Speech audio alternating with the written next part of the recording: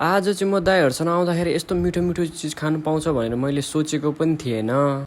भित्र बसेर फोन चलाइरहेको थिएँ, अचानक दाजुको फोन आयो। बाहिर जानुपर्ने छ, छिटो लुगा लाएर आइज भनेर। त्यसपछि म छिटो हतार लुगा लाएँ। बाहिर आएर फेरि घाम पनि यस्तो धेरै थियो, क्रिम श्रिम पनि लाएर रेडी भयो र फाइनली म बाहिर पनि आइसकेँ। दाजुहरू पनि आइसक्नु भइसकेको रहेछ। त्यसपछि हामी लाग्यौँ आफ्नो गन्तव्यतिर र फाइनली हामी आफ्नो गन्तव्यतिर पनि पुगिसक्यौँ। र भित्र आउँदा त यस्तो चिसो भयो नि गाइज, बाहिर त्यस्तो घाम लागेको थियो नि त, भित्र आउँदा त एकदम चिसो भयो नि, किनकि यहाँ एसी छ नि त, त्यही भएर चिसो भयो नि। एकैछिनमा हाम्रो अर्डर लिनु चाहिँ वेटर पनि आइसक्यो र हामीले अर्डर दिएर हामी चाहिँ लाग्यो प्राइभेट रुमतिर आउँदाखेरि चाहिँ फेरि हाम्रो दाजु सुतिसक्नु भइसकेको रहेछ र एकैछिनमा हाम्रो अर्डरहरू पनि धमाधम आउनु थाल्यो। र त्यसपछि त हाम्रो बिरयानी अर्डर दिएको रहेछ दाजुहरूले। बिरयानी खाँदा त यस्तो मजा आयो गाइज, यो त मैले फर्स्ट टाइम खाएको हो नि त।